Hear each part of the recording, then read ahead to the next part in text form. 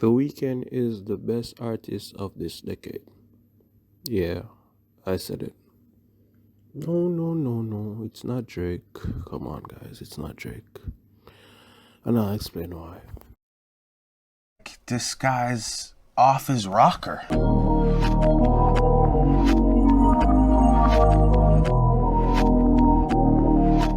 Oh, you're still here.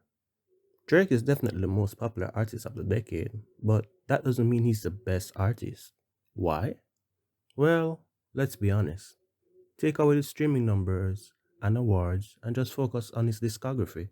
We slowly begin to notice over time the quality of his albums has significantly dropped.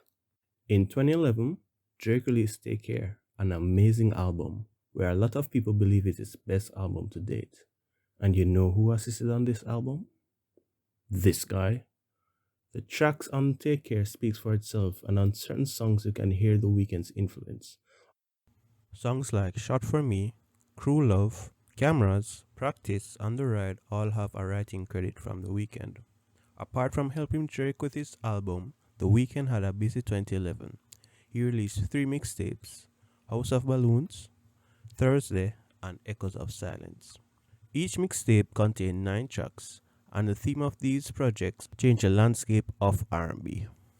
It moved away from the usual trope of love and breakup songs. These mixtapes had the sense of danger, mystery, darkness, misogyny, drugs, and a small hint of vulnerability. These themes begin to shape The Weeknd as an artist going forward. Quoting the YouTuber John Denton, The Weeknd is like the vampire of R&B. After the success of his mixtapes, in 2012, The Weeknd released a compilation album called Trilogy. It was composed of remastered versions of his 3 mixtapes and added 3 previously unreleased songs, 28, Valerie, and Till Dawn. A 30-track album that is so good there are no bad songs on Trilogy. The A1 fans of The Weeknd believe it's his best work to date. It was impressive that a young artist could release an album with so much quality. For The Weeknd, the sky was the limit. Hold up, hold my phone. In 2013, Drake released Nothing Was the Same, and personally, this is Drake at his best. An instant classic album with songs like Furthest Thing, Started From the Bottom, Worst Behavior, Connect, Too Much, and of course, Pound Cake. This album cemented Drake as one of the best artists of his time. In 2013, The Weeknd released his debut album Kissland. A small section of The Weeknd fan base believe it is his best work to date. This album proved to me that The Weeknd wasn't afraid to try new sounds. It had a futuristic anime feel to it. I don't know how to explain it, okay? It sounds good, that's all I know. Songs like Kissland, The Town, Live For, Tears in the Rain, and Adoption are my personal favorites. All in all, a really good album. Then, in 2015, The Weeknd finally received the recognition that he deserved. With his second studio album, Beauty Behind the Madness, he finally blended pop and R&B to perfection. Oh, and he had a new look, but still stuck to his old themes. An example of this is the song Can't Feel My Face. It sounds happy-go-lucky, like The Weeknd is in love with a woman, but has seriously dark undertones. It's a song about cocaine. This man had hits that brought him into the forefront. The Hills, Often, Earned It. This album is Liquid brilliant. means rewind, the gunshot means forward. Then, in 2015, Drake released his mixtape, titled If You're Reading This, It's Too Late. It wasn't as good as his last 2 albums. Well, obviously, because it's a mixtape, but a good solid project.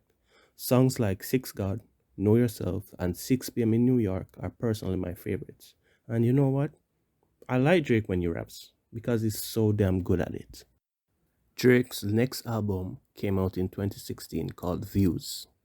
It was an alright album for me, but you can't deny the hits on this album. One Dance, Controller, Too Good, and of course Hotline Bling.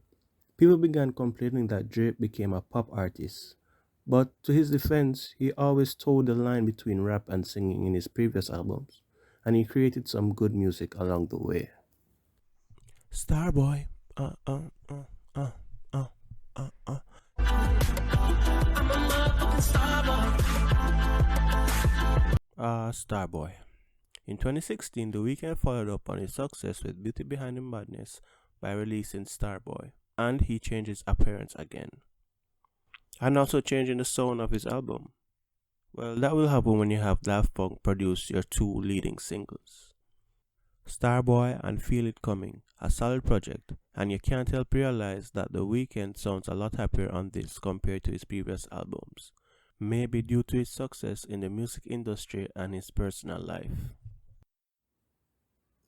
In 2017, Drake released the mixtape More Life. It wasn't for me, but I know persons who loved it and they claimed over time it will grow on me. Smoke is fire and still is today. To be fair, I think this was just some throwaways that Peace's fans for his album coming out the following year. In 2018, Drake released Scorpion, his fifth album. It was clear as day Drake was struggling to create an album that was consistent and had the quality of his 2011 and 2013 projects. Scorpion still had its hits like God's Plan, Nice or What, and In My Feelings.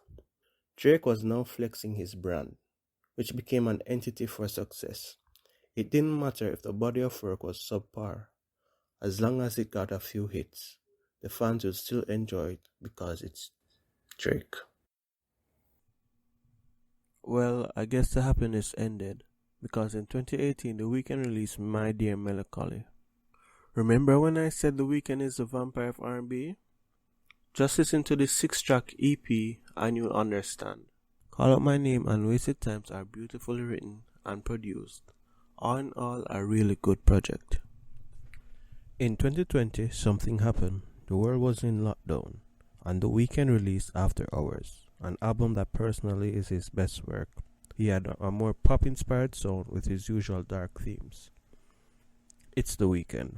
He had a massive hit in Blinding Lights, and his album was filled with quality music. Snowchild and Escape from LA to appease his old fans, making references to Trilogy. Alone Again, Too Late, Heartless, Faith, Save Your Tears are brilliant singles. The Weeknd had fully reached his peak. He had the album of the year with the single of the year. You can't think of 2020 without the song Blinding Lights.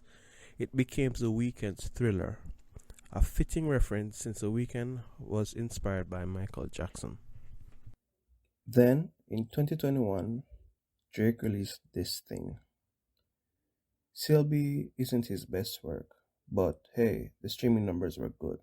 It broke Spotify's streaming record for the most streams in a day, with 744 million streams. A successful album when you see the numbers, but the quality and content was lacking.